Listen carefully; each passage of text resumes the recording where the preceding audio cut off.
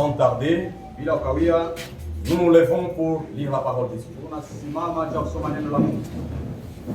Notre écriture de base, c'est Apocalypse chapitre 3,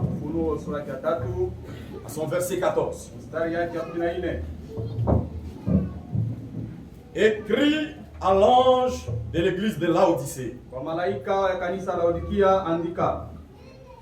Voici ce que dit l'Amen.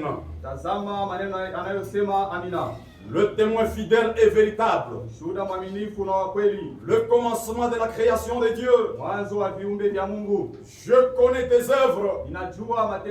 Je sais que tu n'es ni froid ni bouillant. Puisses-tu être froid ou bouillant? Ainsi parce que tu es tiède et que tu n'es ni froid ni bouillant, je te vomirai de ma bouche.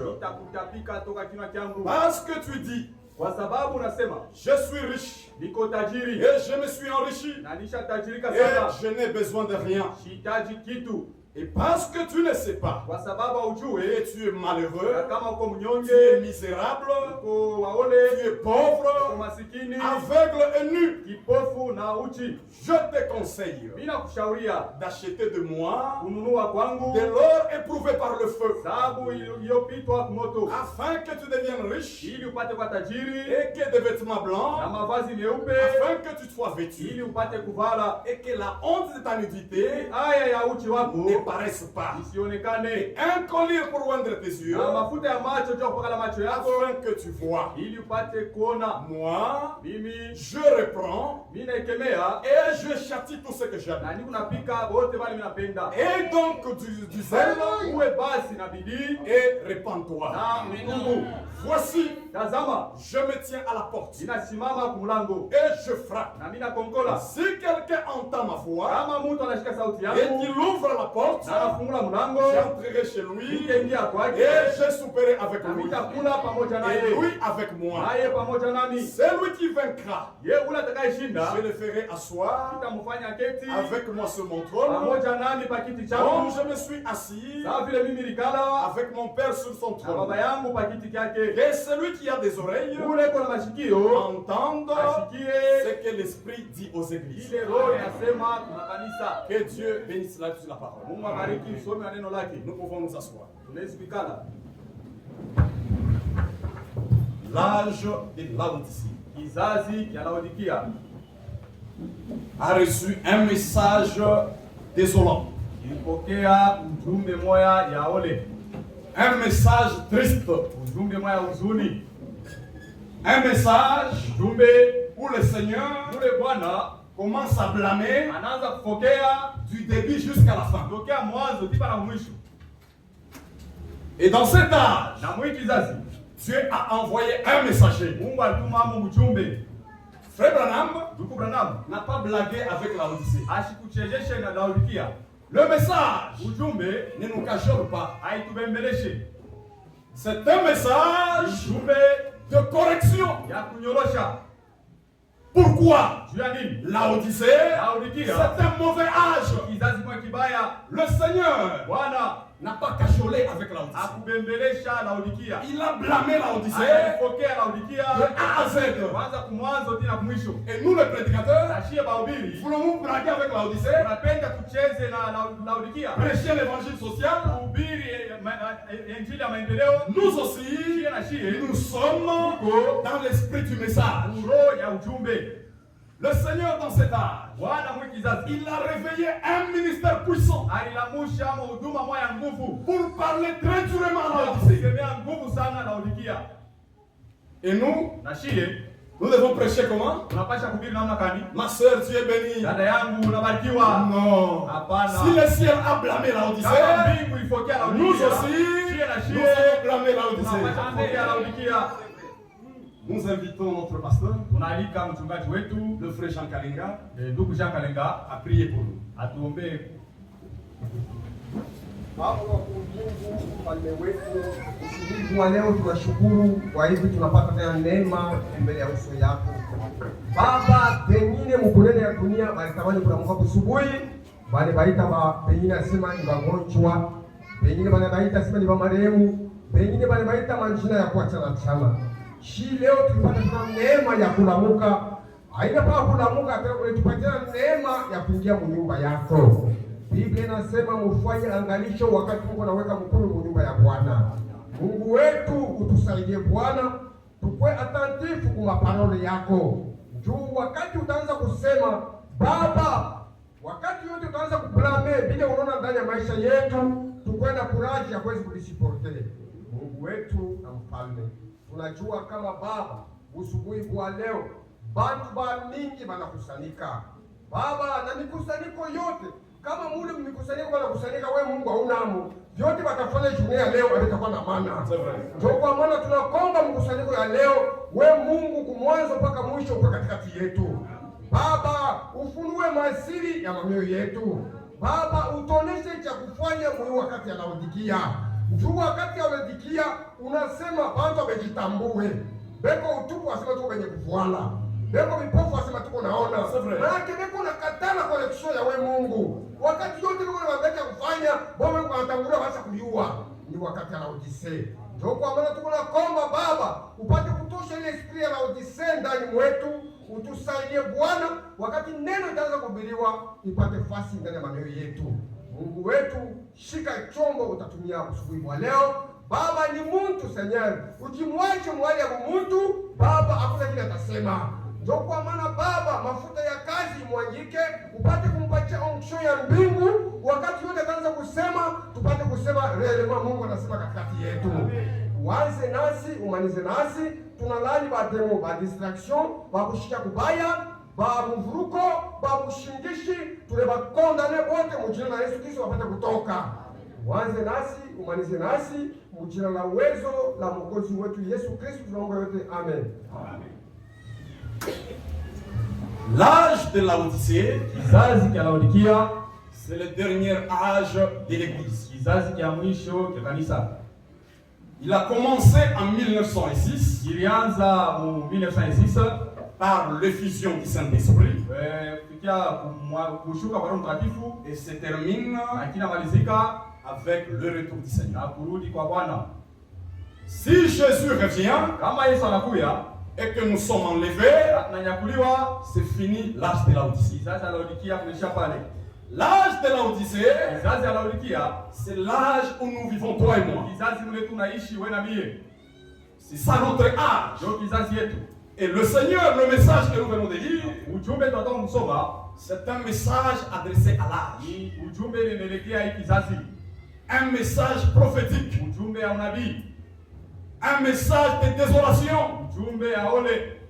Un message de regret. Un message triste. Laodicée. C'était un joli nom qu'on donnait aux femmes. Dans Laodicée. C'était un nom qu'on donnait. Et aujourd'hui, Laodicée, personne, notre seul, il n'y a aucune seule qui s'appelle Laodicée. Pourquoi? C'est un âge mauvais. Un mauvais nom. C'est vrai, dans cet âge, c'est l'âge où tout est arrivé à la maturité. La politique est arrivée à la maturité. La vie sociale des hommes, le péché est arrivé à la maturité.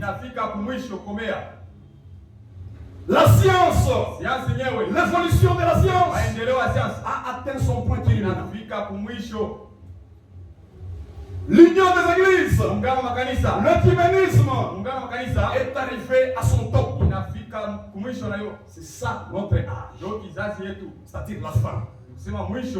Oui mes frères, même sur le plan politique, nous les voyons aujourd'hui.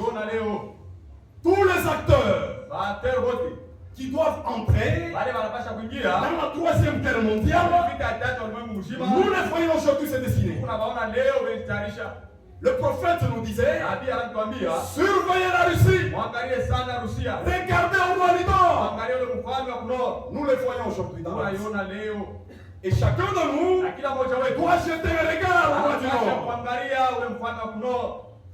Nous regardons à Rome ce qui se passe là-bas. Unaangalia kuroho mbili vinafanyika. Nous regardons Unaangalia ce qui se passe en Israël, vile vinafanyika kwa Israeli, ce qui se passe aux États-Unis, vinafanyika kwa États-Unis, qui sont des pays prophétiques. yenye kwamba nchi ile itabiriwa, Tout est mature. yote vinakomea. Aujourd'hui, Leo ce sont des démonstrations des armes. Ionesho Les armes nucléaires masila nucléaire qu'on va utiliser watatumia à la guerre d'Armageddon. hii vita ya Armageddon. Nous les voyons tous. Unaviona vyote, C'est-à-dire l'Odyssée, sema Laodikia c'est la fin. ni mwisho. Même Jean, Hata Yohana lorsqu'il était sur l'île de hata Patmos, kwa kisanga Patemo, le Seigneur lui a montré 7 étoiles. anamuonesha manyota Dans saba, la main droite du Seigneur. mkono ya kuume ya Bwana. Il n'y a pas 8. Hakuna manyota mnane, Pas de 8e âge. hakuna kizazi cha L'âge de l'Odyssée, Kizazi cha Laodikia, c'est la fin. ndio mwisho. Le dernier messager, Mjumbe wa mwisho c'est notre bien-aimé frère ni Branham, mpendwa wetu ndugu Branham, qui est le prophète de l'âge de l'Odyssée. aliye nabii wa kizazi cha Il n'y a Laodikia. pas de 8e prophète, Hakuna nabii wa mnane, pas de 8e messager. hakuna mjumbe wa mnane. Le seul et le dernier, Mmoja na c'est mwisho William Branham. ni William Branham, Et il a amené un message na aleta ujumbe que nous devons ile tunapasha placer dans son contexte. kuiweka vile inafanya. Laisser le message Ujumbe dans son contexte original. ache munamna yayo wakati ilikuwa kwa mwanzo, Ne pas le confondre. hapana kuivuruka. Frère Branham Ndugu Branham n'a pas amené une nouvelle révélation. asikulete ufunuo mpya. Frère Branham Ndugu Branham n'a pas amené une nouvelle Bible. asikulete Biblia mpya, Frère Branham nous a ramené à la Bible. aliturudisha kwa kui Biblia. C'est ça le message. Ndio ujumbe. Ewald Frank. Ewald Frank, Lisons d'abord la parole. some mbele neno. Un prophète envoyé de Dieu. Nabii ule mwenye kutumwa na Mungu. Ça c'est Ewald Frank qui dit, Ni Ewald Frank qui anasema, montre l'objectif du message. Eko naonesha kifukuzio cha ujumbe À la page 5. mpage yake 5. Écoutez. Mshikie. William Branham. William Branham, Page 5. Un prophète envoyé de Dieu. nabii ule mwenye kutumia na Mungu. William Branham William Branham n'est pas venu avec une nouvelle révélation. ashikukuye na ufunuo mpya. Son ministère Huduma yake consistait uniquement inaelekea tu à ramener sous le chandelier mambo ya kurudisha pa kinara ce qui était attesté par la parole de Dieu. vile vilihakikishiwa na neno la Mungu. Nous avons été Tulikuwa transmis et ramenés, tunarudishwa, nous avons été ramenés tulirudishwa à ce que le prophète kwa ile nabii et les apôtres na bamitume ont attesté. vile barakikisha. C'est vrai mes frères. Ni kweli bandugu yangu. Frère Branham Ndugu Branham n'est pas venu avec une nouvelle révélation. ashikukuye na ufunuo mpya. La divinité de Jésus-Christ, Mungu wa Yesu Kristo c'est écrit dans la Bible. kisha kuandikwa mu Biblia. Frère Branham l'a prêché. Ndugu Branham alihubiri. Frère Branham Ndugu Branham est venu alikuya avec un message na ujumbe qui révèle le mystère caché dans la Bible. siri yenye kufichwa mu Biblia. Le 70 semaines de Daniel, Majuma makumi saba ya Danieli c'était déjà écrit dans la Bible. ilikuwa ishakuandikiwa mu Biblia. La divinité de Jésus-Christ Mungu wa Yesu Kristo est déjà écrit dans la Bible. ilikuwa kuandikiwa mu Biblia. Le 7 sceaux Mihuri saba est déjà écrit dans la ilikuwa Bible. kuandikiwa mu Biblia. La sémence du serpent Peko ya nyoka est écrit dans la Bible. ishakuandikiwa mu Et Biblia. le message, c'est un retour à la foi apostolique. Wane wa mitume. Voilà le message. Ndio ujumbe ile. Voilà le message, mes Ndio frères. ujumbe ile bandugu yangu. Si tu nous amènes Kama unatuletea une révélation ici, ufunuo hapa, nous devons ramener ta révélation rudisha ile ufunuo à yako ce que dit la Bible. kumandiko Si la Bible ne dit rien, kama Biblia iseme ce kitu, n'est pas le message ça. ile haina ujumbe ile. Toute citation Masitasho yote doit être ramenée inapasha kurudishwa à la Bible. ku Biblia. C'est vrai, mes frères. Kweli bandugu yangu. Cet âge, Hii kizazi, c'est l'âge kizazi où le Seigneur va revenir. mule Bwana atarudi. Donc cet âge Hii kizazi et le retour du na Seigneur kurudi kwa Bwana n'est pas connu par quelqu'un. haijulikane na mtu siku atakuja. Nous ne pouvons pas Hatuwezi nous fixer une date, kuweka tarehe fulani, une année, mwaka fulani, un jour. siku fulani. Ce n'est pas biblique. Hadina na Biblia. En année 2026, Mu mwaka 2026 février, mwezi ya pili le 15, si tarehe sera le retour du Seigneur. Ndio Bwana Ce atarudi. n'est pas biblique. Ila na Biblia. Sauf que Pourquoi tu nous devons être prêts. unapasha kuwa tayari. Chacun de nous ici Mmoja wetu hapa doit être prêt. anapasha kuwa tayari. Jésus reviendra à l'heure où personne ne connaît pas. Saa ile mtu atamwashiiwe. Une question a été posée Ulizo moja swali kaka par un frère. kwa ndugu fulani, Il dit que anasema kama Frère Branham, dans la brochure ndugu Branham brochure Enlèvement, unyakuliwa, il a dit que alisema kama l'enlèvement unyakuliwa peut se passer vers 6 heures ou bien 7 heures. kufanyika saa 6 asubuhi wala saa 7 asubuhi. C'est très important Ya mafaa que nous puissions reprendre ça à l'église. tupate kurudilia hapo kuja kanisa. Vous allez m'excuser, Utanihurumia hapo. je peux même dépasser de 10 minutes. Vile sikubeba hata dakika 10. Vous allez m'excuser. Utanihurumia hapo. On doit arrêter aujourd'hui. Tunapasha kumalizia leo. Je vais lire cette citation-là de Frère Branham. Tasoma ile citation ya ndugu Branham. Frère Branham avait dit, Ndugu Branham alisema peut-être ça va arriver saa zingine inaweza kufanyika vers 6 heures, saa 6 ya ou bien 7 heures. wala saa 7 ya asubuhi. L'enlèvement, Unyakuliwa. prêché en 1965 Ilihubiriwa mu 1965 au paragraphe 127. paragrafu yake 127. Enlèvement, Brochure inaitwa Unyakuliwa. 1965. Ilihubiriwa 1965. Un frère m'a posé la question sur cela. Huku aliuliza kuhusu mambo. Frère Mikombe, Mikombe. le prophète a dit cela. Nabii alisema hivi. C'est comment maintenant? Sasa nikuje. Ça va, nous allons lire. Tutasoma hayo mbele. Écoutez. Mshiki. Paragraphe 127. Paragrafu yake 127. Il y avait 3 veilles. Kulikuya maamsho tatu. La première veille Amsho ya kwanza allait de 9 heures jusqu'à minuit. ilianza mu saa 3 ya asubuhi. La deuxième veille Saa amsho ya pili allait de minuit à 3 heures. ilianzia mu minuit 3 heures. Et la troisième veille Na amsho ya tatu allait de 3 heures à 6 heures. ilianzia mu 3 heures puis 6 heures. Nous avons Tuko na 3 fois, tuko na vitu tatu. ce qui fait 9. Inaleta yote 9. Ceci est un nombre important. Hii ni hesabu mwa kawaida. Alors nous revenons au nombre 7 Sasa tunarudia kwa hesabu 7 pour l'enlèvement. juu ya kunyakuliwa. Laquelle arrivera, Ya wapi litafika?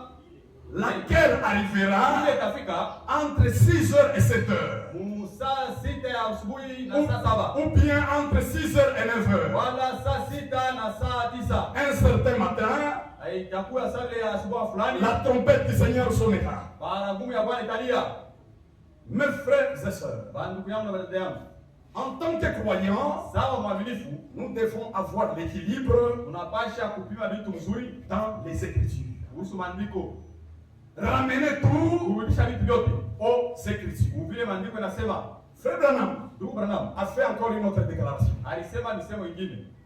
Ici, il dit Hapa anasema entre 6 heures et 9 heures. musaa 6 na saa 9. Entre 7 heures et 8 heures. Musaa 7 na saa Prédicateur, mhubiri. tu te lèves. Analamuka. Non, Frère Branham a dit. Hapana ndugu Branham Frère Branham a dit. anasema Écoutez encore un autre langage. mshikie tena msemeo ingine. 7 sceaux. Mihuri 7. Révélation de 7 sceaux. Ufunuo wa mihuri 7. Frère Branham dit encore quelque chose Branham anasema tena kitu moja sur le retour du Seigneur. kuhusu kurudi kwa Bwana. Paragraphe Paragraphe 392. 392. Des gros brochures. Hii brochure mnene mihuri 7. Il dit quelque chose. Anasema kitu fulani. Écoutez. Mshikie.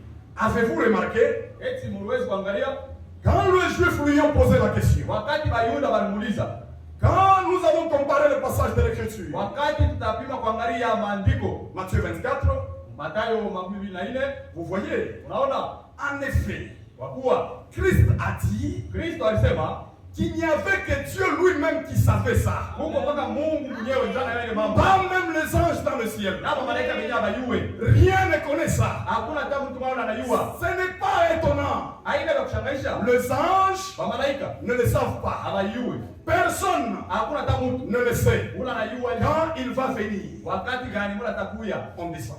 Unashuka. On descend un peu. Unashuka hapo kidogo. C'est un mystère caché Ni siri ile kufichwa. que personne ne connaît. Ila hata mtu mwashiwe. Cela concorde Ile inaambatana parfaitement avec les Écritures. kabisa na maandiko. Que personne ne saura Hakuna mtu latayua quand il va venir. wakati gani Yesu atakuya. Deux langages différents. Misemo mbili ya kuachana. Dans l'autre brochure, Ile brochure nyingine entre 6 heures et 7 heures. Musa 6 na saa 7. Mais ce n'est pas ainsi dit le Seigneur. Haina hivi Bwana anasema.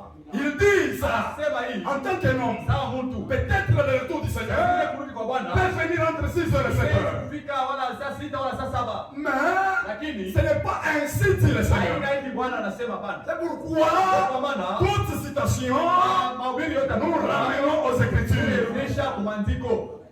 Matthieu 24. Mathayo 24. Matthieu 24 Mathayo au 24 verset 36. mstari wa 36. Matthieu 24 au verset 36. Mathayo 24 Oh mstari frère, wa 36. telle citation a dit ça, Oh, mahubiri fulani ndio Bwana anasema tu ne comprends rien. hauelewi kitu. Matthieu 24 Mathayo 24 au verset 36. mstari wa 36. Écoutez, Usikie. ça, ce sont les mots qui sont sortis de la bouche de Jésus. Hii ni misemo ile kutoka mkinywa wa Yesu mwenyewe. Matthieu 24, 36. Mathayo 24 mstari wa 36. Pour ce qui est du jour et de l'heure, Kwa mambo yanaangalia siku na saa. personne ne le sait. Hakuna mtu atamwona Ni anajua. les anges dans les cieux, Wala kwa malaika. ni les fils, mais le Père seul. Ila Baba peke yake. Ça, c'est ainsi dit le Seigneur. Hivi Bwana anasema, Mes frères et sœurs, ndugu yangu dada yangu, trouvez l'équilibre huwezi kupima vitu vizuri dans la parole de Dieu. maandiko ya maneno ya Mungu. Frère Branham, Ndugu Branham, c'est un véritable prophète. ni nabii wa vya kweli. Un messager du 7e âge de Kwa l'Église. kizazi cha 7 ya kanisa. Le ministère là, Ile huduma nous le respectons beaucoup. tunaheshimia sana. Nous l'aimons beaucoup. Tunaipenda Il zaidi. nous a beaucoup aidé, frère Branham. Anatusaidia sana Sans sana. frère Branham, nous tous, nous serons dans les dénominations. Dieu lui a envoyé avec un ministère transverse. D'ailleurs, Si kama vous comprenez très bien, mnashikia mzuri, aujourd'hui, leo hii il est 10 heures ici chez nous. iko saa 10. Mais aux États-Unis d'Amérique, Lakini kwa États-Unis d'Amérique ce n'est pas 10 heures. haina saa 10. Il y a un décalage Huko achanisho de 6 heures du temps. ya masaa 6. Aux États-Unis, Kule kwa États-Unis pendant que nous parlons, wakati tunasema il est 4 heures du matin peut-être. kule bengariki 4 heures. À Kinshasa, Kinshasa il y a un décalage d'une heure. huko achanisho ya saa moja. Il y a un décalage d'une heure à Huko Kinshasa. achanisho ya saa moja. Et si chez nous 10 heures, Kwetu 10 à heures. Kinshasa c'est 9 heures. Kinshasa ni 9 heures. Maintenant, si Jésus revient 6 heures, Kama Yesu anakuwa ma 6 heures. il viendra où? Atakuya wapi? Aux États-Unis à 6 Aux heures, États-Unis 6 heures. ici chez nous à 8 heures, 8 heures. en Afrique du Sud à 9 heures. 9 heures. Ce n'est pas ça. Haina vile. Le Seigneur Voilà. viendra au même moment, Atakuya mshaa moja. une seule fois. Mara moja Dès kunaisha. qu'il Kama revient, anakuya, l'épouse qui est prête bibi harusi ilikuwa tayari. au Congo, Kongo, en Zambie, Zambie, en Tanzanie, Tanzanie, en Amérique, Amerika. au même moment. Msaa moja. Mais les heures Lakini masaa peuvent se différencier. inaweza kuachana chana.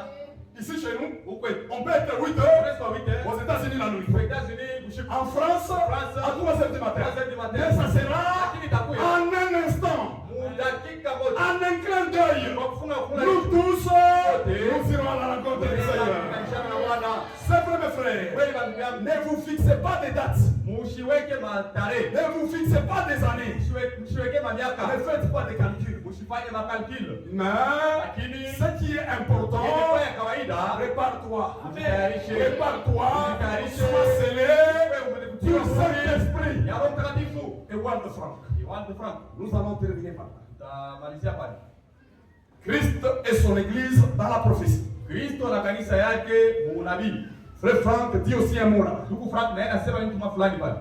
Oh, frère Branham l'avait dit. Oh, ndugu Branham anasema, Frère, donc, soyez équilibrés. ukuye wa kupima vitu mzuri.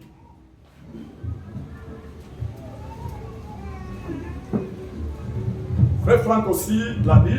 Ndugu Frank naye anasema, Ok. Christ et son Église dans la prophétie. Kristo na kanisa yake muunabii. Le frère Guaris, Ndugu vous Clarissa, pouvez venir lire ça. naweza kwa kusoma hapo hii. Veuillez nous aider, frère. Saidia ndugu. Voilà, lisez-nous ici. Jusque là, vous vous arrêtez. C'est frère Frank qui dit la page 22. Page 22. Christ et son Église dans la prophétie, page Kristo na 22. kanisa yake muunabii. Lisez cela, mon frère. Pour le retour du Seigneur, Mambo yanaangalia kurudi kwa Bwana. notre vœu est que Christ puisse nous trouver veillants, Mambo yetu ni Kristo atukute tukikesha, attendant, tukingojea et que nous soyons prêts na tukue tayari lorsqu'il viendra. wakati atarudia. Pour ce qui est du jour et de l'heure, personne ne le sait. Ni les anges destinés, ni les fils, mais le Père sait. Matthieu 24, 36. Il dit ceci. Frère, vous avez sauté quelque chose. Écoutez ici. Vous avez sauté quelque chose, frère. Non, recommencez au début là. La parole nous exhorte à demeurer sobre dans toutes nos actions et à ne pas fixer une date pour le retour du Seigneur. Notre vœu est que Christ puisse nous trouver veillants, attendant et que nous soyons prêts lorsqu'il viendra. Que Dieu vous bénisse. Est-ce que l'église a compris? Que le Seigneur vous bénisse. Je crois que nous avons répondu. Le message adressé à l'ange de Laodicée. Laodicée, c'est le dernier âge. Et le message s'adresse d'abord à l'ange de l'église. L'ange de l'église, c'est notre bien-aimé frère Branham. C'est lui qui reçoit le message et il le proclame à l'église. C'est lui qui rejette le messager. Il ne reçoit pas le message. Il n'aura pas le message. C'est lui qui le reçoit le message. C'est pourquoi Apocalypse nous dit: écrit à l'ange de l'église de Laodicée. Voici ce que dit le Amen. Le Amen, c'est-à-dire, c'est la fin. C'est la fin de tout. Quand quelqu'un prie, il prie d'abord, il commence. Baba Mungu, Père Dieu, aide-moi. À la fin, il dit Amen. Et le Seigneur, en s'adressant à l'âge de Laodicée, il dit que voici ce que dit le Amen. C'est-à-dire quoi? Laodicée, c'est la fin. C'est Amen Laodicée. Tout ce que j'ai écrit, le message que j'ai envoyé, c'est le Amen. C'est la fin. C'est fini. C'est-à-dire quoi?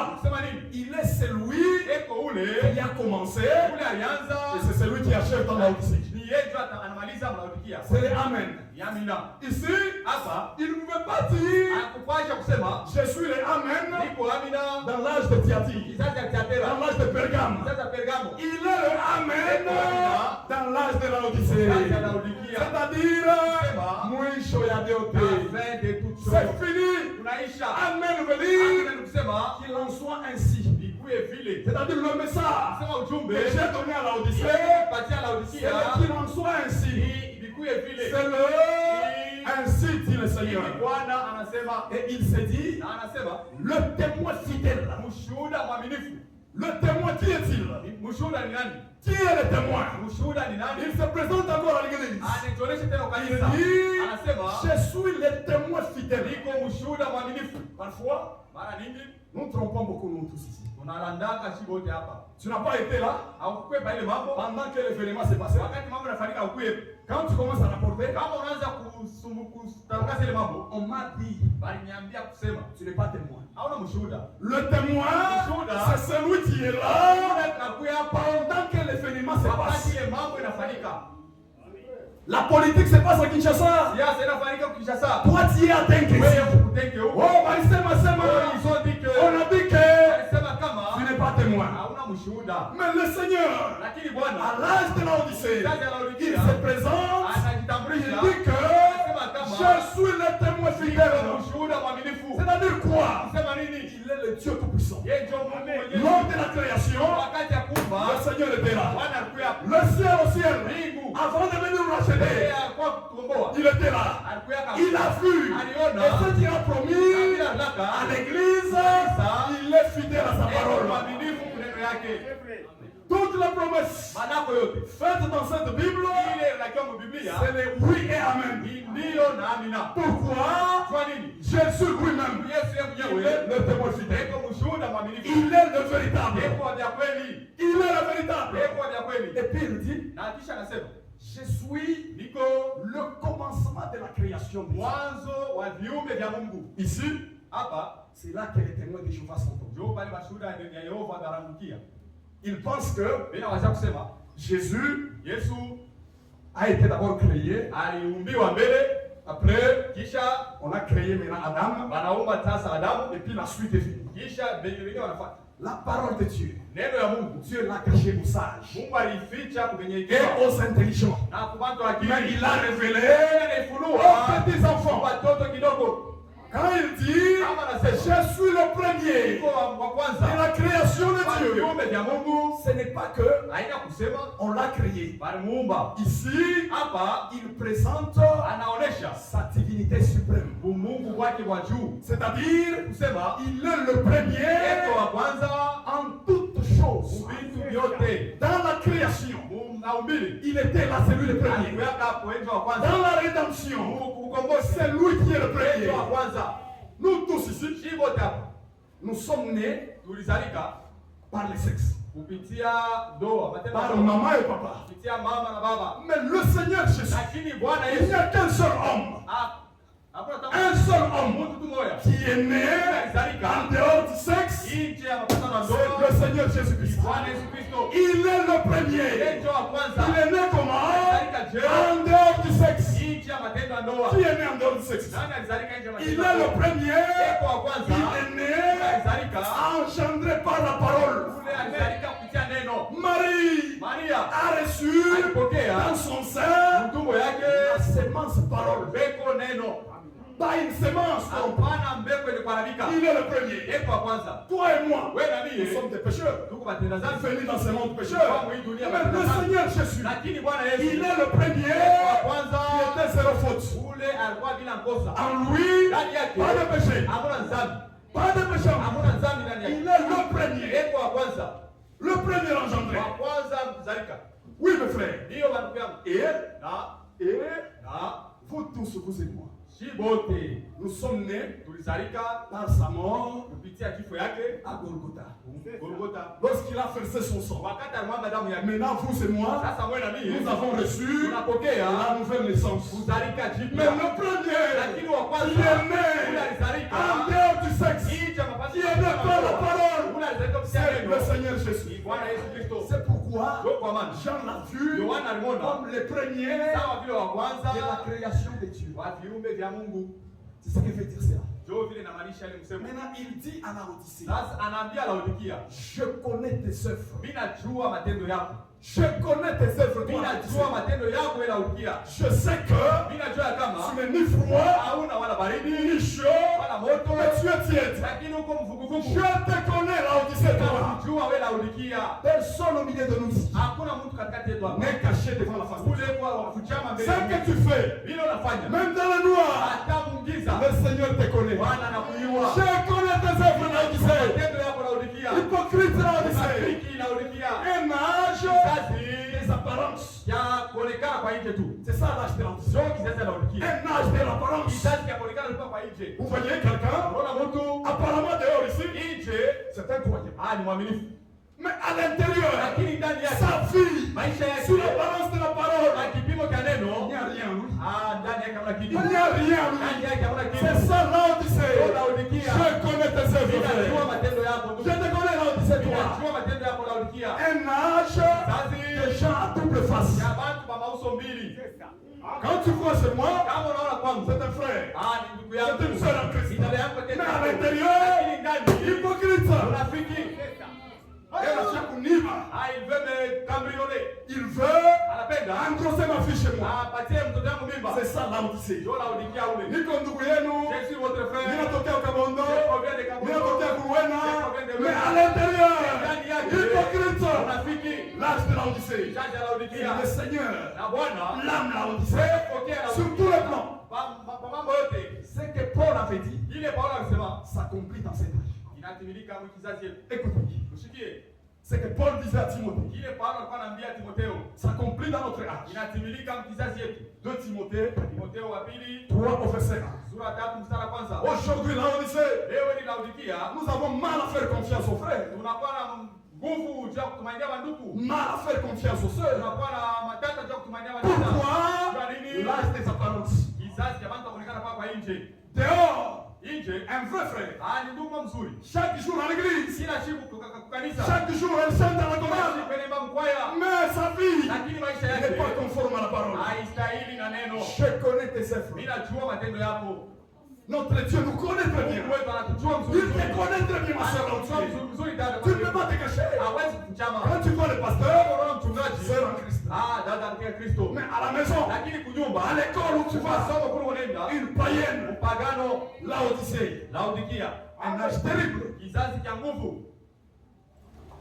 C'est trop dur. Ni vya matata. Mais nous devons proclamer comme ça. Lakini tunapaswa kutangaza kama vile 2 Timothée Timotheo wa pili 3, 1. sura 3 mstari wa kwanza. Écoutez. Ushikie. Sache que Lakini ufahamu ya kama dans les derniers jours, siku za mwisho il y aura des temps difficiles. utakuya nyakati za hatari. Cette écriture ici, Hii andiko hii Paul prophétisait, Paulo anaanza ça kutabiri. s'est accompli Inatimilika dans l'âge de l'Antichrist. kizazi cha Laodikia. Nous sommes dans un temps difficile. Tuko wakati ya hatari. Écoutez maintenant, Ushikie sasa. les hommes Watu seront égoïstes, watakuwa wachoyo, amis de l'argent, wenye kupenda fedha, fanfarons. wa kiburi. Aujourd'hui, Leo hii toutes les tueries que vous voyez, mauaji yote les mnaona, révoltes que vous voyez, kutonga mnaona c'est au nom de l'argent. ni juu ya fedha. Et ça s'accomplit Lakini inatimilika dans l'âge de l'Odyssée. kizazi ya Laodikia, Le dernier âge, kizazi cha mwisho, l'âge glorieux encore, kizazi cha utukufu qui va voir kile kitaona le retour du Seigneur. kurudi kwa Bwana. Écoutez Paul au verset 5. Shikie Paulo mstari ya 5. Ayant l'apparence de la piété, Beko na utawa kwa kuonekana kwa utawa, mais reniant lakini bila katala ce qui en fait la force. kile kinaleta nguvu. Éloigne-toi de ces hommes-là. Twende mbali na hao watu hapa. L'Odyssée, Laodikia, l'âge des apparences. kizazi cha kuonekana kwa nje. Quelqu'un Mtu a l'apparence de la piété sema seulement. na hali ya utawa tu. Mais si Lakini kama tu lui amènes la parole, unamletea neno, il la rejette. anaikata. Si tu lui amènes la parole, Unamletea neno. frère, Ndugu, je dis à lui, écoute si. il faut le faire. Ce n'est pas ça. Haina neno. Voilà la parole. Neno hili. Il renie cela. Anakata.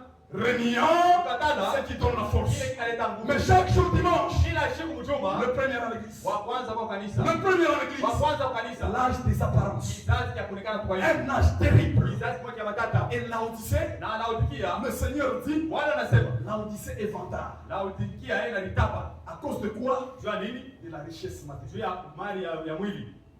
Je suis riche. Niko mtajiri. Je me suis enrichi. Nisha kutajirika. Et je n'ai besoin de Na rien. sihitaji kitu hata kimoja.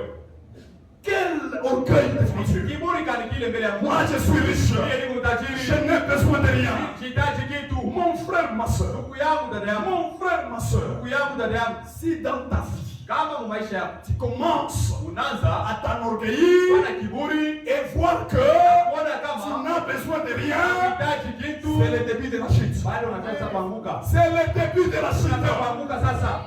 Même nous ici, Angashi hapa katika même nous prédicateurs, angashi mahubiri. nous tous, nous connaissons en partie. Tunaiua kwa sehemu. Le message, Ujumbe personne ne le maîtrise pas. hakuna mtu anaiua yote C'est mzima. pourquoi Kwa maana Dieu du ciel, kwa kumbili il a envoyé 5 ministères. alituma mahuduma 5. Là où le docteur n'a pas bien placé, Pale mwalimu asitoke mzuri, l'évangéliste vient compléter. evangelista anakuwa Là où na l'évangéliste a failli, pale evangelista alishinda, le pasteur vient compléter. mchungaji anakuwa anatengeneza. Moi ici, Mimi hapa ne me dites rien. yo Je mshabiki connais tout. mimi najua vyote. Belle citation du festival. Citation fulani L'Odyssée, l'Odyssée. Laodikia. L'Odyssée. Laodikia. Je n'ai besoin de rien. Sihitaji kitu. Je n'ai besoin de rien. Sihitaji kitu. Quel orgueil de Kiburi voiture. kanikile mbele ya Ma Mungu. soeur, Dada yangu, un jour, siku moja un frère est venu me voir. ndugu mwana kwa kunyoda. Il avait une vie très simple. Alikuwa na maisha moja ya kujishusha sana. Mais Lakini il m'avait pris quelque chose dans un taux du jour. alinibebea kitu moja fulani mu 14 jours. Je ne vais pas le citer. Sitamtaja hapana. Il l'a amené chez moi. Ananiletea mjumba. Frère, j'ai appris que Ndugu mimi sikia kama tu as eu un malheur. ulipata msiba. Voilà le colis qui est là. Tazama ka polike uko kali. Nous sommes restés avec madame. Tunawakia ya mke wangu. Je lui ai beaucoup remercié. Ninampigia sana Mais asante. quand on a ouvert ça, Lakini wakati tulifungua ile on polisi, s'était beaucoup reçu avec ma femme. tunafurahikia sana na mke wangu. Un joli cadeau. C'est zawadi Nous mzuri. avons mangé cela. Tunakula ile zawadi. Nous avons loué Dieu. Tunasifu Mungu. Mais toi, là, on disait, Lakini wewe na est-ce que tu usikia. es comme ça? Eti uko À vile cause de la richesse. kwa ajili ya Un utajiri. frère vient te voir. Mwana wako na Kanina comme il était. c'est quel cadeau que tu m'as apporté. C'est la pauvreté. L'Odyssée. Laodikia. Je suis riche et je n'ai besoin de rien. Sihitaji kitu. C'est ça l'Odyssée. Ndio Laodikia ule. Un âge Kazi très orgueilleux ya kiburi. où chacun de nous Mule kila mmoja wetu sait s'en connaître. ile jishikana anajua vyote. Chacun de nous le connaît. Kila mmoja wetu anajua On vyote. ne peut pas l'aider. Hakuna mtu msaidia. Frère, Ndugu. tout ça est comme des Wote Non, hapana. je connais. Je n'ai besoin de rien. Sihitaji kitu. Attention avec cet âge. Sopoka na hiki kizazi. Attention avec l'Odyssée. Sopoka na Laodikia. Proverbe. Mezani. Proverbe 29. Mezani 29. À son verset 23. Mstari yake 29. Le dernier âge. Kizazi cha mwisho. L'âge de l'Odyssée. Kizazi ya Laodikia. Proverbe 23. Mezani 23. À son verset. Mstari yake Proverbe 29 à son verset 23. Mezani 29 verset 23. L'orgueil d'un homme Kiburi cha mtu l'abaisse. itamshusha. Mais celui qui est humble, Lakini yule mwenye kujinyenyekeza, humble d'esprit, mwenye kujinyenyekeza kwa roho, obtient la gloire. ndipo unapokea heshima. Quand un frère vient te voir, Kama ndugu anaokuona, humilie-toi d'abord. ujishushe mbele.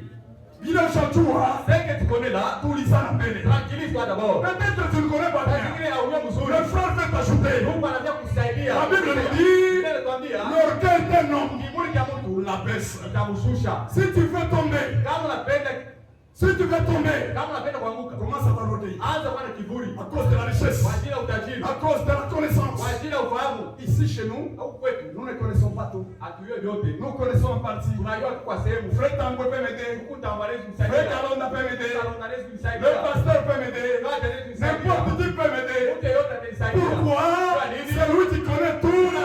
C'est le Seigneur Jésus-Christ. Bwana Yesu Kristo. Nous ne connaissons pas tout. Njia hatujui vyote. L'âge de la Odyssée. Kizazi cha Laodikia, C'est un âge, kizazi mule, très kizazi kimoya riche.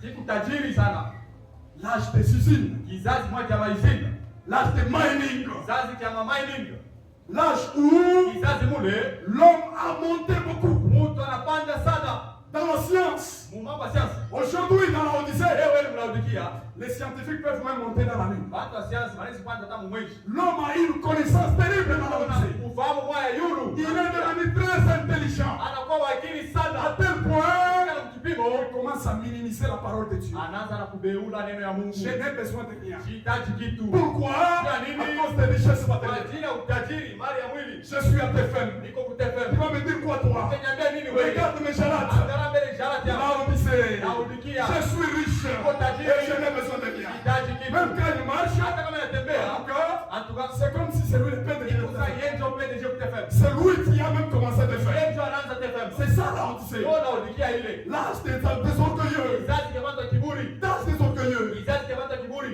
Terrible frère. Vya nguvu. Humilions-nous Tujishushe sous la parole de Dieu.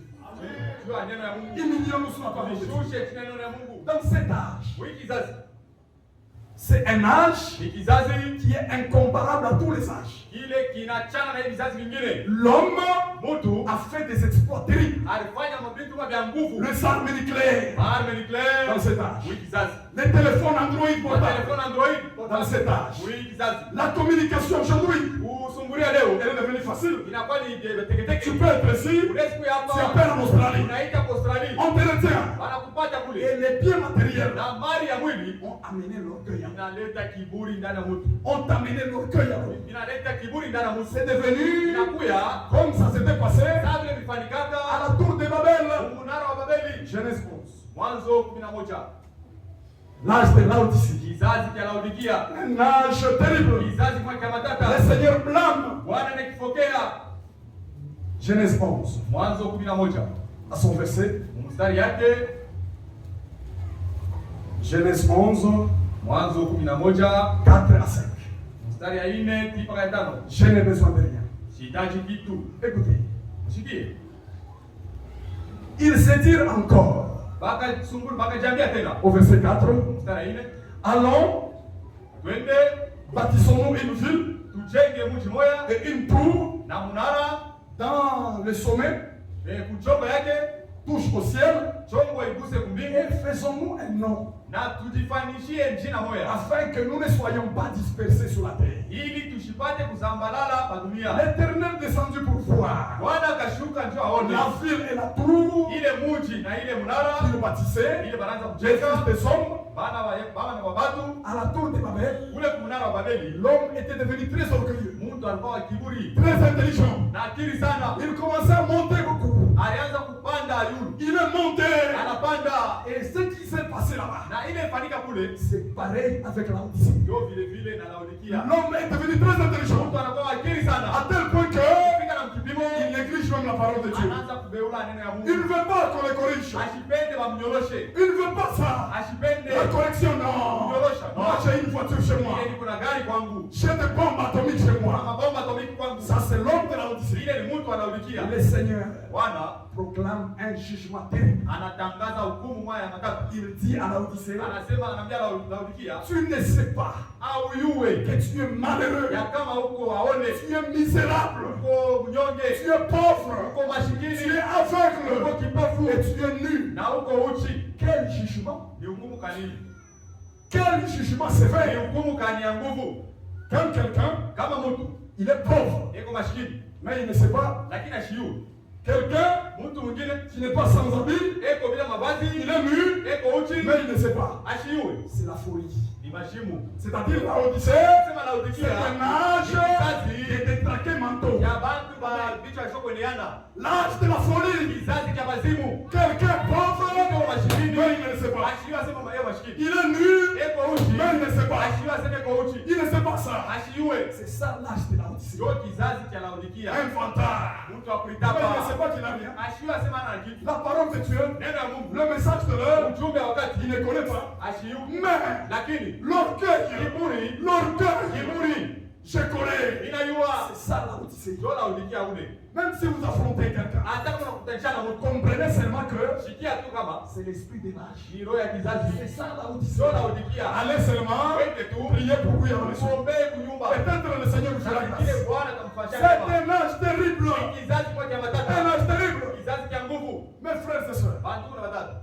quand tu es pauvre, Kama uko maskini, hein, lakini tu commences à faire des choses unaanza kufanya vitu comme si tu étais un riche, sasa vile uko mtajiri, tu vas beaucoup souffrir. utateswa sana. Si tu ne reconnais pas ton état, Kama uyue hali yako, hali yako, ton état chez toi, hali yako kwako, tu commences à copier sur un autre unaanza frère. kufuatilisha kwa ndugu mwingine. Le frère là, Ule ndugu il a le moyen. yeko na kanamna, Il s'habille, anavala, il mange bien chez lui. anakula vizuri. Mais chez toi, Lakini wewe tu es kwako pauvre. uko maskini. Mais tu commences à faire des choses Unaanza kufanya vitu comme chez tel frère. sasa vile ule ndugu wewe C'est mtajiri. ça la Odyssée. Ndio Laodikia ule. La Odyssée ne Laodikia veut pas comprendre son état. asipende kuelewa hali yake. Moi aussi, Mimi na on mimi doit me sentir, abatenishikia, on doit me voir, ateniona, je dois bien manger. napasha kula mzuri. La Odyssée. Laodikia Oui, chouché mes frères. nilitwa Humilions-nous la Odyssée. shushe Laodikia. Savez mes frères, Kweli mandugu, le Seigneur Bwana a proclamé un jugement terrible. alitangaza hukumu moja nguvu. Il dit, tu es malheureux, Anasema uko mnyonge, tu es misérable, uko waone, tu es pauvre uko maskini et nu. na uchi. Mais tu te dis, je suis riche. Lakini unasema ni Et mtajiri. je n'ai besoin de rien. Sihitaji kitu. Je n'ai besoin de rien. Sihitaji kitu. Écoutez, on continue. Mshikie tunaendelesha. Apocalypse. Ufunuo. Le Seigneur dans son amour, Bwana mapendo yake il passe un conseil à la Odyssée. analeta shauri kwa Laodikia. Il passe un très bon conseil. Anampatia shauri kwa mzuri. Il dit, Anasema, je te conseille. mimi nakushauria. Écoutez, Shiki. à son verset, Mstari yake, à son verset, mstari yake, ok, à son verset 18. mstari yake 18. Je te conseille Mimi nakupatia shauri d'acheter de moi ununue kwangu de l'or dhahabu éprouvé par le feu, afin que tu deviennes riche, un vêtement blanc, afin que tu sois vêtu, et que la honte de la nudité ne paraisse pas, un collier pour oindre tes yeux, et que tu vois, moi, je reprends et je châtie tout ce que j'aime. Et donc tu zèles et répands-toi. Ça, c'est un message d'amour à l'église de Laodicée. Le Seigneur dit, je te conseille d'acheter chez moi de l'or éprouvé par le feu, un vêtement blanc. Je te conseille de venir chez moi, acheter un colis pour oindre tes yeux, afin que tu vois. Tu dis que je suis riche, je n'ai besoin de rien. Tu n'as rien. Viens chez moi, viens acheter un colis. Un colis, c'est quoi? C'est comme moi, je suis en train de mettre un colis. J'ai un problème de mes yeux. C'est-à-dire quoi? Laodicée est aveugle. Il ne voit pas. Le Seigneur lui dit, viens acheter un colis. Et nous achetons à Dieu gratuitement. Sans rien payer. Sans rien payer. Viens acheter. C'est-à-dire quoi? Quand on te met un colis tu commences à bien voir.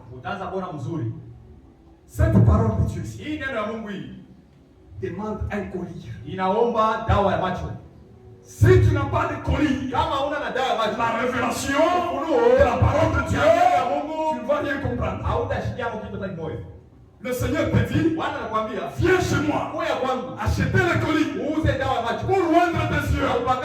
Et le colis que Dieu nous a envoyé dans cet âge, c'est le message de l'heure.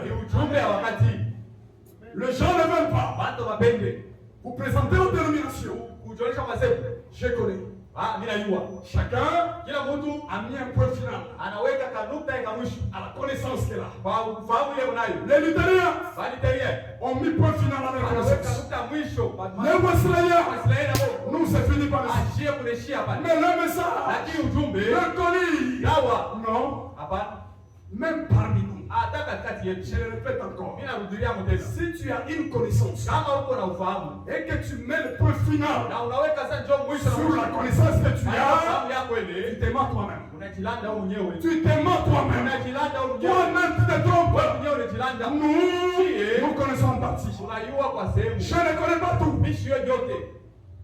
Paul ne m'a t'aider.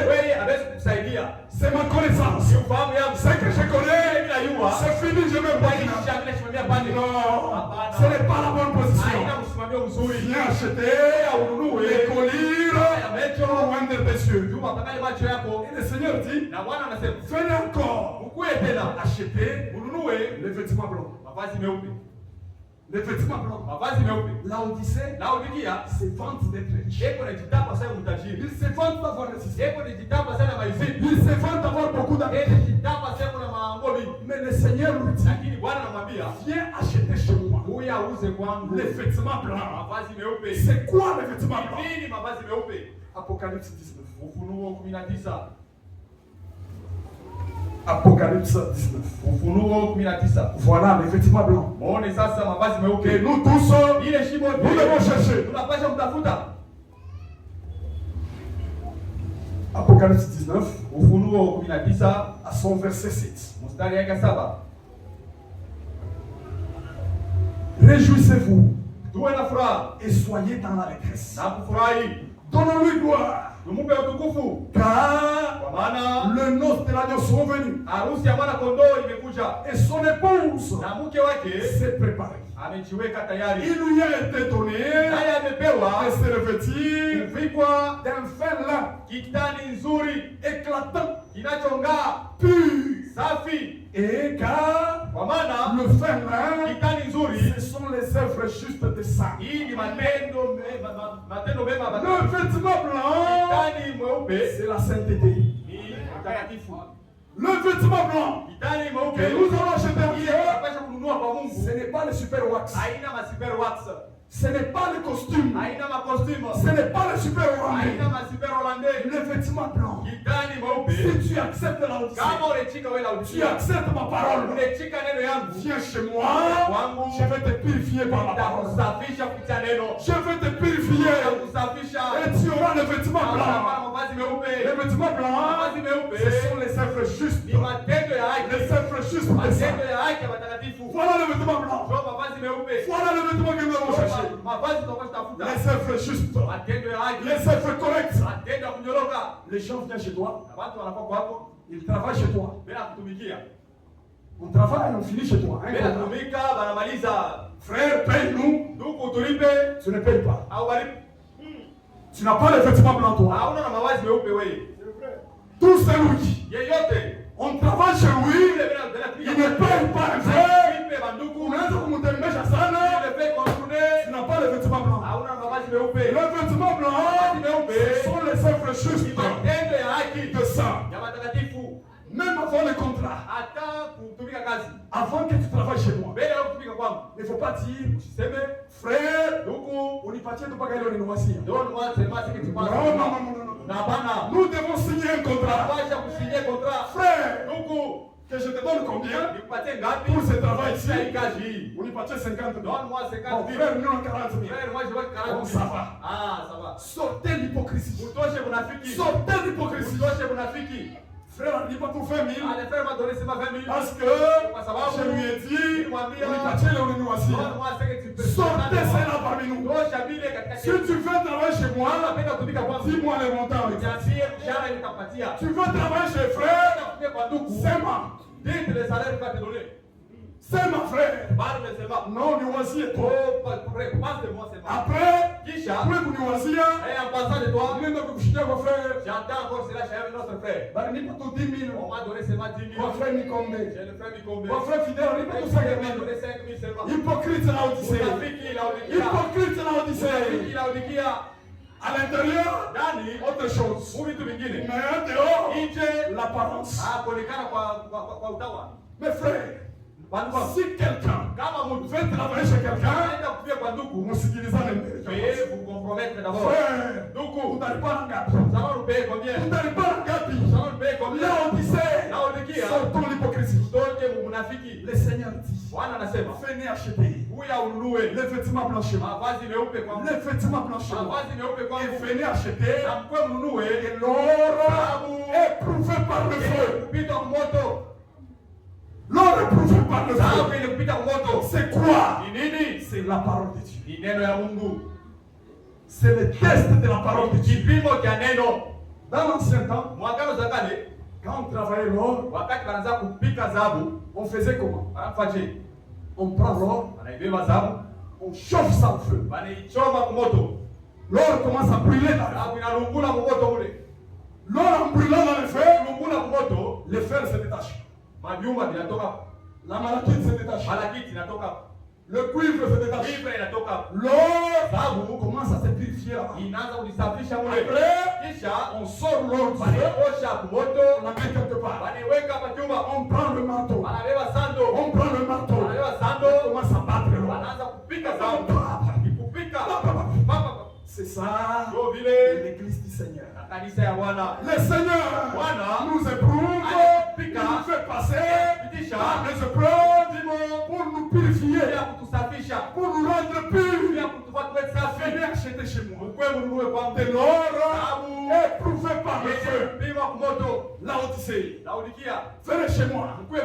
Et le Seigneur dit, le Seigneur dit, et donc tu sais, et répands-toi. Ici, il y a un problème. Et donc tu sais, Laodicée, et répands-toi. Souvent, quand nous venons à l'église, nous voyons les hommes. Au lieu de voir Dieu qui nous parle, nous nous voyons le frère Guillaume devant. Nous nous voyons le frère Nathan qui est devant. Parfois, c'est très triste. Kila mara ina huzuni. Quelqu'un était dans l'église, Mtu alikuwa ndani ya kanisa, il sort, anatoka, bananisema sana. ils ont beaucoup parlé de moi. Hii tu, Ceci, ni ile pasteur alinionaka, le pasteur m'avait vu là. njoo yanihubiri sana. C'est qu'il a prêché sur moi maintenant. Mes frères et sœurs, Ndugu yangu, dada yangu, si tu viens à l'église, kama unakuwa kwa makutano, et puis tu sors, kisha unatoka, Dieu ne t'a pas parlé, Mungu asikusemezee, Dieu ne t'aime pas. Mungu asikupende. Tout celui qui vient ici, Wote wale wanakuja hapa, tout celui qui vient ici, wote wale wanakuja hapa, va se laisser anapaswa kujiakilisha prêcher la parole de Dieu. neno la Mungu. Si tu entres, Kama unaingia, tu es parti, unaenda, hakuna hata kama kanakosa. on tatushia rien. On ne sait pas. Wala hatuyue, On ne sait pas. hatuyue, On ne sait pas. hatuyue. Arrêtez de bêtises. Laissez ile michezo ya ovyo. Oh, ce frère m'avait vu. Oh, ni ndugu C'est aliona. pourquoi il me prêche. Ndio kwa maana Il inanyubiri. est venu me prêcher. Alikuwa kunyubiri. C'est un mépris. Ile ni dharau. C'est un mépris contre la parole de Dieu. Neno ya Mungu. C'est Dieu qui parle. Ni Mungu ndio À anasema. travers les hommes de Dieu. Kupitia watumishi yake. C'est Dieu qui Ni parle. Mungu anasema. Si tu entends, Kama si unashikia. tu as des oreilles, Kama una mashikio. et dis-le Uwe na bidii. et Na répands-toi. utubu. Comment nous repentir? Namna gani tatubu? Comment maintenant nous répondre? Namna gani ya kutubu? Là, il y a un problème principal. Bali nakope mambo. Un jour, Siku moja je vais amener quelques citations italeta masitasio fulani. des frères et one femme. Ya ndugu Ewald Frank. Mais je vais en parler. Itazunguzia. Frère, Ndugu, comment nous devons confesser le péché? unapasha kukiri mazambi je? On confesse le péché, Unakiri mazambi c'est celui-là qu'on a été coupable. kwa ule ulikosea. C'est celui-là qu'on part confesser le péché. Ndio kwa ule utaenda kukiri makosa yako. Tu as commis un péché Ulikosa contre l'église, kukosea kanisa, tu viendras à l'église. utakuwa kwa kanisa. Si tu as été coupable Kama ulikosea, contre moi, ndiye viens me voir moi. kwa unione mie. Tu as été coupable Ulikosea, contre Dieu, Mungu va te repentir à Dieu. wewe ukatubu mbele ya Mungu. Il y a une grande confusion. Na kuko mvurugo wa nguvu. Tu as péché en secret. Ulikosa usiri, Nous n'étions pas là. shia tukukuye. L'église n'était pas là. Kanisa ikuwe le mambo. Tu as commis l'adultère. Ulifanya usharati. Toi seul. Wewe peke yako. Toi seul. Wewe peke yako. Tu étais là-bas toi seul. Kwa kule wewe mwenyewe. Tu as frôlé toi seul là-bas. Uliiba wewe mwenyewe kule. Après, Kisha tu viens ici. unakuja On hapa, te donne le micro. anakupatia mikro. Frère, Ndugu, munirumie eko. pardonnez-moi. Nilikuwa mwishi sana. J'étais un grand voleur. Mie nilikuwa usharati. Moi j'ai commis l'adultère. Ce n'est pas ça. Haina vile. Tu vas nous souiller. Utatuchafusha. Tu vas nous souiller. Utatuchafusha. Pourquoi? Jua nini? On avait confiance en toi. Ulikuwa na On kutumainia. avait confiance en toi. Ulikuwa na kutumainia. Mais quand tu viens ici, Sasa wakati nakuya que moi ici, ya kama mimi en hapa. tout cas, frère, Kanduku, munirumie. pardonnez-moi. Mille couché. J'ai couché avec ma fiancée. Mimi tembea na fiancé wangu. Nous sommes des hommes. Tuko bantu. Quand nous allons commencer à te voir, Tutaanza ça kukuona. va nous faire comment? Utatufanya je? Si tu as péché en secret, Kama ulikuwa dhambi tu kusiri, vas te repentir à Dieu. wewe ukatubu kwa Mungu. Ne viens pas te repentir ici. Sikuye kutubu hapa. Ne viens pas le confesser ici. Sikuye kukiri hapa. C'est comme ça que David avait fait. Ndio vile Daudi alifanyaka. David Daudi a fait pécher. alifanya kosa. Ne faut pas même en parler à un frère. Alifanya kuambia hata ndugu. Frère, on y en a. Ndugu Famille, tifani. là où il y aura. Moi ici, Pasteur. mchungaji. En tout cas, frère. En tout cas, mon frère, Lié. Moi. Oui, je sais. je suis un grand voleur. Frère, Ndoukou. Frère, Est-ce que c'est chez moi qu'on confesse le péché? et chez moi, unapaswa kukiri Est-ce madhambi. que tu confesses le péché sur les Unakiri actes? madhambi kwa shemasi. Si tu as péché en secret, Dhambi kusiri. va confesser à Dieu. Wewe ukakiri kwa Mungu. Ne faut pas venir nous souiller. Ndio Ne kuchafusha. faut pas venir souiller le pasteur. Kuchafusha mchungaji. Ne faut pas venir souiller le prédicateur. Kuchafusha kanibawili. Frère, Nikombe, ni non, non. Huku vikombe waje tu vois. Ni non, non, oui. Waje tu vois ici. J'ai couché avec ma fiancée. Ili tembea na mchumba wako. Ça va m'aider à quoi? Vitanisaidia Ça kulipa. va me servir à quoi? Vitanisaidia kulipa. Par contre, tu es en train de me tuer. Kule nyuma. Tu es en train de me tuer. Nyuma. Non, mes frères. Bana mandugu yangu. La confession de péché, Kukiri kwa madhambi. elle s'est faite Unafanyika à celui qu'on a été coupable. kwa ule ulikosea. Quand est-ce que Wakati gani nous pouvons nous repentir à l'église? huwezi kutubu mbele ya kanisa? Quand est-ce que nous pouvons amener Wakati gani utaleta ce qu'on a fait ile tulifanya à l'église ici? kwa makutano? C'est lorsque Wakati le péché que tu as commis dhambi ile ulifanya concerne l'église. ilikosea kanisa. Par exemple, Kwa mfano, Nous enlevons des cotisations ici. Unafanya mchangwa. Nous mettons un panier ici. Unaweka kakitunga. Le frère quitte là-bas. Huko anatoka kule. Il vient Anakuya dans l'église. Ndani kanisa. Il vole le panier. Anaiba kakitunga gani? Toute l'église le voit. Watu wote wanaona. Que frère tel, Yasema ndugu fulani il a volé l'argent de l'église. anaiba mafuta kanisa. Pour arranger ses péchés Bila là. kutengeneza ile kosa ile. Tu ne vas pas aller à Dieu. Hawezi kwenda kwa Mungu. Tu ne vas pas aller à moi. Hawezi kwenda kwangu Tu mimi. dois venir. Atakuya. On faisait ça devant l'église. Siri kumbele kanisa. Pourquoi nini? tu as péché contre l'église? Ulikosea kanisa. Tu es certain que Uko mteke. tu es un magicien. Uko magicien. Tu es un catcheur. Uko kache. On te connaît. Bana kuyua. Toute l'église te connaît. Kanisa yote mshime na kuyua. Tu es une prostituée là-bas. Uko ndumba mule. Tu t'habilles très mal. Unavana mubaya. Tu scandalises tout le monde. Unakuarisha wote. Quand on te voit, Kama nakuona. tout le monde regrette. Wote wanahuzunika. Le péché pareil. Ile dhambi ile C'est ça namna. on confesse à Ndio ile l'église. utakiri kumbele kanisa. Le péché individuel. Dhambi ile ya upekee. On ne peut pas confesser ça. Hawezi kuikiri kanisa. Va te repentir Wewe ukatubu. toi-même à Dieu. Wewe mwenyewe kwa Mungu. C'est toi qui as péché. Ni wewe ndio ukosa. Tu n'étais pas avec nous. Hakukuwa na Tu shida. n'étais pas avec frère Kalanga. Hakukuwa na tuka Mais leo. quand tu viendras me Kama parler, unakuwa kuniambia tu mimi. es en train de me tuer. Unaniua. En train de me tuer. Unaniua.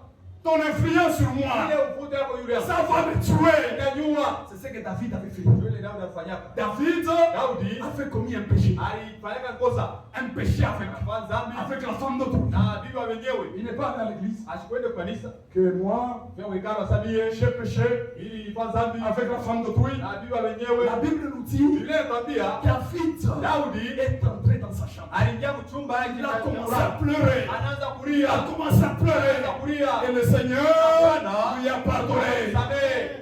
On ne se répand pas chez les hommes. Abakala inatubu kwa watu. Oh, chez les prêtres, Oh, kwa padri. tu vas te souiller. Utamchafusha. Tu vas souiller les frères. Utachafusha ndugu. Une autre chose. Kitu kingine. On ne peut pas Hawezi se repentir kutubu des péchés de la pensée. dhambi ile ulifanya mawazo. Quand tu pêches en pensée, Wakati unafanya kosa mu mawazo, il ne faut pas aller se repentir chez les frères. ushende ukatubu kwa ndugu. Les péchés en pensée, Dhambi ya mafikiri, on se répand uniquement à Dieu seul. wako mbele ya Mungu peke yake. Mon Dieu, Mungu wangu, enlève en moi les mauvaises pensées. tosha ndani yangu mawazo mubaya. Je pense à mal contre tel frère. Unawaza vibaya juu ya ndugu fulani. Toi, là, Wewe pale tu penses à moi. unawaza vibaya juu yangu. Et frère Nikombe, c'est un frère. Nasema ndugu Mikomeli mwishi. Après 2 jours, Kisha masiku mbili, je te vois chez moi. mimi nakuona kwangu. Frère Nikombe, Ndugu Mikomeli, unirumie kusali. pardonne-moi tellement. Nilianza kuwazia Je pensais de toi. asio kumwishi sana. Tu es un grand voleur. Unafuata bibi yangu. Tu courtises ma femme. Ce n'est pas correct. Haina mzuri. Tu vas me tuer. Utaniua. Quand tu me dis ça, Kama unaniambia vile. lorsque je vais te voir, Wakati nitakuona. j'aurai quel témoignage? Nakuwa na ushuhuda gani? Quel témoignage j'aurai de toi? Ushuhuda gani ile nitakuwa nayo? Je suis un homme. Niko mtu. Tu vas me souiller. Nous attendons le retour du Seigneur. Rudi kwa Bwana. Si tu as péché en pensée, Kama ufanye dhambi mawazo, va te repentir à Dieu. wende kwa Mungu ombe buluma. Je suis là. Niko pale. Je pense que Mimi nawaza kama telle sœur, dada fulani, la femme de quelqu'un, bibi wa mtu, en tout cas, si elle devient ma femme, lakini kama anakuwa bibi yangu, ça sera très bien. Pense là. itakuwa mzuri kwa mawazo En mtu. tout cas, ta femme là, Ule bibi yako, je la convoite beaucoup. mimi namtamania sana. Après quelques temps, Kisha watu wa fulani, je m'en vais, je vais patient. mimi nenda kwa ndugu patient. Très patient. Ndugu patient, Il y a un kuwazia. je pensais de Asa toi. ule bibi yako. Que ta femme là, Watoto wangu. qu'elle soit la mienne. Nampenda Hata sana. je l'aime. Non! Non! Hapana. Si tu as des mauvaises pensées, Mawazo mubaya, va te repentir à Dieu. wende kwa buluma kwa Mungu. Va t'agenouiller toi-même. Wende upige magoti. Mon Dieu, Mungu wangu. je pense à mal Mimi nawaza vibaya. contre mon frère. Pia ndugu yangu. Contre mon frère. Pia ndugu yangu. Si tu reviens, Kama unakuya, je vais rester dans le fond. nitakosa kunyakuliwa. Enlève à moi Tosha ndani yangu les mauvaises pensées. mawazo mubaya. Le Seigneur va Bwana te pardonner. atakusamehe. Même les mauvais songes. Hata mandoto mubaya. On ne se répand pas. Awala na tubu. Chez quelqu'un. Kumbele ya mtu. Ma soeur, Dada yangu, tu es là, uko pale, tu rêves un frère. unalota ndugu kwa fulani. La nuit, tu rêves un frère. Siku unalota ndugu. Et si ce Na frère-là kama ule ndugu était mon mari, alikuwa bwana yangu, arrivé le matin, kufika asubuhi tu pars voir le frère. unaenda kuona ule ndugu. Ndugu yangu, Mon frère, mimi kulotea sema, j'ai un songe kwake. huku bwana yangu, Tu étais mon mari, Ule un ndugu songe yako kwa sana sana. baba, pardonne-moi. Vous allez faire des bêtises. Utafanya vitu vya mchafu. Vous allez faire des bêtises. Utafanya vitu vya mchafu. Sortez ces Acha choses-là vile vitu. dans l'église du Seigneur. Ndani ya kanisa ya Bwana. Sortez ces choses-là. Acha vile vitu ya namna. Sortez, mon frère. Vitoshe mandugu. Ramenons tout Turudishe vitu vyote à la parole de Dieu. maneno ya Mungu. Laodicée, Laodikia, si tu as du zèle, kama uko na bidii, répands-toi. tubu. Répands-toi. Tubu. Répands-toi, mon frère. Tubu ndugu yangu. La vraie repentance. Soba la kweli. On confesse chez quelqu'un. On confesse chez quelqu'un Kili kubela mtu qu'on a acheté. ule ulikosea. Si par hasard, Kama kwa mfano tu as commis un péché contre moi. ulifanya dhambi ulikosea. Chez moi, Kwangu tu m'as volé. uliniiba. Tu es venu chez moi, Unakuja kwangu tu m'as escroqué. unaniibia. La Bible dit, inasema va voir ton frère. wewe kaone ndugu yako. Ne faut pas en parler. Hapana kusema sema. Oh, frère Mikombe. Ndugu Mikombe, Hapa mimi nakuwa kwako. quand je viens chez toi, Mimi mkosea sana frère Gimusoka. j'ai offensé le frère Kim Soka. Frère Gimusoka, Frère Kim Soka, mimi m'escroqué 60 je 000. l'ai escroqué 60 000. Tu viens chez moi. Unakuja kwangu. Tu viens chez moi en parler. Unakuja kwangu niambie Tu mama. parles chez frère fidèle. Unaenda kwa ndugu fidèle. Ce n'est pas correct. Haina Tu mzuri. es en train Huko de na me tuer. naniua. Tu es en train de me tuer, moi. Naniua nie. Tu es en train de me souiller. Chafusha. En me parlant des histoires pareilles. Niambie mambo ile Si tu namna. as péché Kama ulikuwa dhambi. contre le frère Jean Kenda, va voir le frère Jean Wewe Kenda. kamone ndugu Jean Kenda. C'est comme ça que Ndio vile ça s'est namna. passé dans la Bible. Inaanza kufanyika ndani ya Va voir ton frère. Wewe kaone ndugu Tu yako. as péché contre Dieu, Ukosea Mungu. va voir Dieu. Wewe ndio kaone Tu Mungu. as péché contre Ukosea l'église, kanisa. viens devant l'église. Wa mbele ya kanisa. On continue. Unaendelea Avant de terminer. mbele ya kusimamisha. Apocalypse 3. Ufunuo sura ya 3. Écoutez. Msikie. Au verset 19. Mstari yake 19.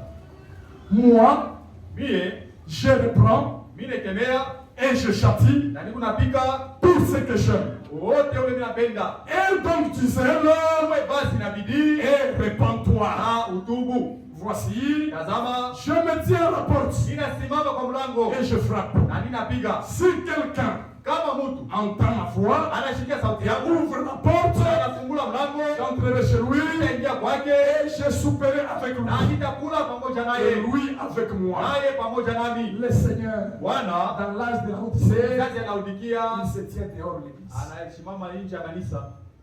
L'église a tout. Kanisa una vyote.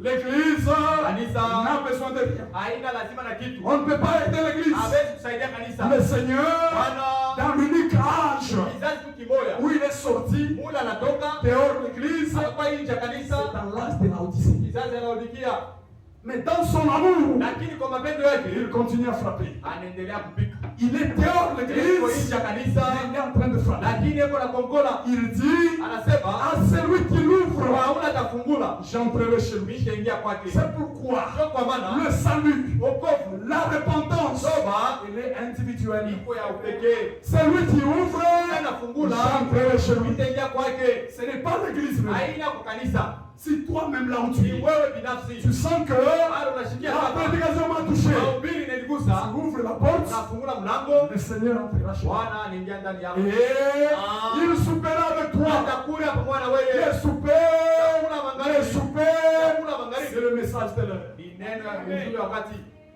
Les soupers, Chakula magharibi c'est le message. ni ujumbe. C'est-à-dire quoi? Sema nini? Tu auras aussi Utakuwa na wewe la part na sehemu à la révélation de la parole. ufunuo ya neno. Si tu acceptes Kama unachika sortir kutoka des églises dénominationnelles, kanisa la madhehebu, j'entrerai chez toi. nitaingia kwako. Je souperai avec toi. Chakula pamoja na wewe. Tu acceptes. Unachika, On te prêche. wanakubiri, Tu écoutes. unashikia, L'Odyssée. Laodikia, Je n'ai besoin de rien. sihitaji kitu. Mais si toi, Lakini kama tu wewe acceptes, unachika, le Seigneur confesse, Bwana il unakiri, dit, anasema j'entrerai chez toi. nitaingia kwako.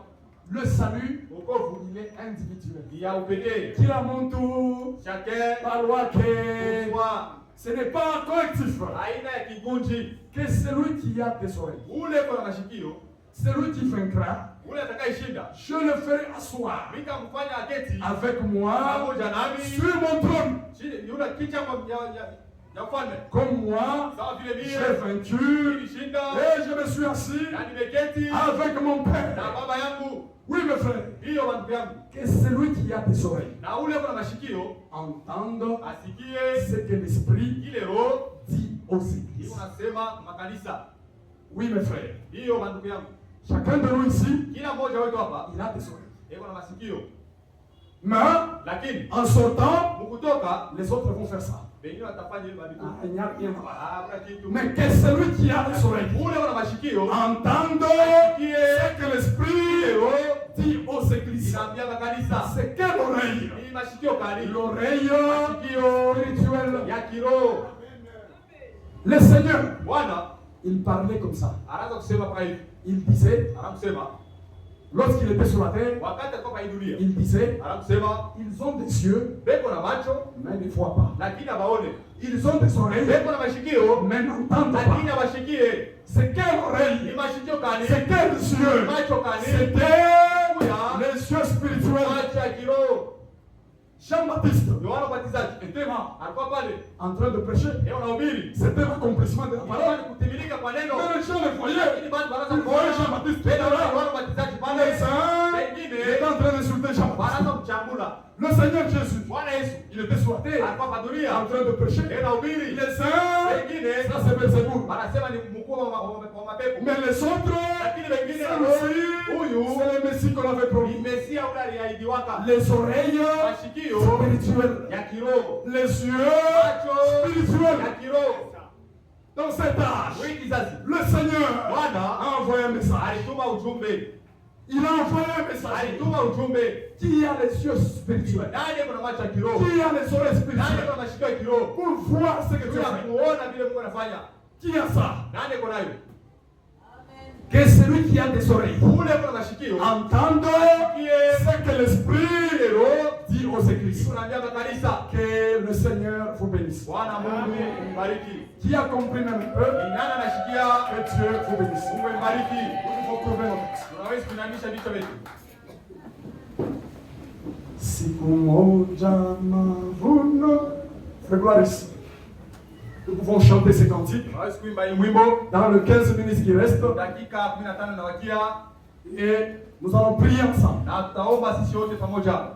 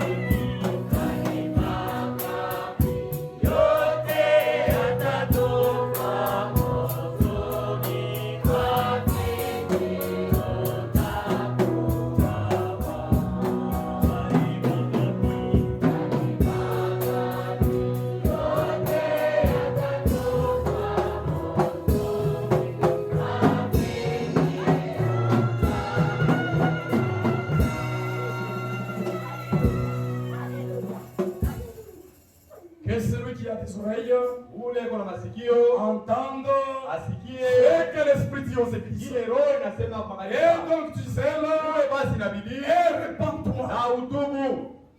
Nous demandons dans la salle. Tunaomba ku makutano. Le Seigneur Bwana continue à frapper à son église. kuendelea kupika Il est dehors. eko Il nje frappe. eko napika hodi. Qui est celui-là? Ni nani ule? Il n'a jamais Ule acha été baptisé hajabatizwaga au nom de Jésus-Christ. jina la Yesu Kristo. Élevez sa main. Anaweza kunyorosha mkono yake. Qui est celui-là Ni nani ule? que le Seigneur a touché? Ule Bwana anagusa. Mon frère, que Dieu te bénisse. Ndugu yangu Mungu awabariki. Que Dieu te bénisse. Mungu awabariki ndugu. Tu peux te lever. Simama wima. Bien-aimé, que Dieu te bénisse encore. Kwenda Mungu awabariki. Lèvez-vous, mon frère, lèvez-vous. Usimame wima. Lèvez-vous, mon frère. Usimame wima. N'ayez pas honte de Jésus. Usisikie haya juu ya Qui Yesu. est celui-là? Ni nani ule? Qui est celui-là Ni nani ule? que le message a touché? Ujumbe Qui nagusa. veut que le Seigneur puisse l'aider. Bwana apate kusaidia. Lèvez la main. Nyorosha mkono yako. Ma soeur, Dada yangu. que Dieu vous bénisse, mes soeurs. Mungu abariki wanawe. Avancez devant ici. Kangie Avancez mbele. devant. Njoo mbele. Usimame. Avancez devant ici. Njoo mbele. Nous avons déjà 3 soeurs. Kuna wadada watatu. Un frère. Ndugu moja. Mes frères. Bandugu yangu. Mes frères. Bandugu yangu. La Odyssée. C'est la fin. Ni mwisho. C'est la fin de l'Odyssée. Mwisho la Le ulikia. Seigneur revient bientôt. Anakuja kwa Qui sasa. est celui-là Nani ule? que le message a touché Agusa. et qui veut que le Seigneur puisse le toucher? Bwana msaidie. Ma soeur, Dada yangu. toi qui as levé la main, Wewe unyosha lève la mkono. main, Nyosha mkono. avance devant. Na pita kumbele. Nous t'attendons. Tunakongojea. Il ne faut pas dire, Usiseme. oh, ils étaient pressés. Oh, barua haraka. Ils étaient pressés. Barua haraka. Qui est celui-là Ni nani ule?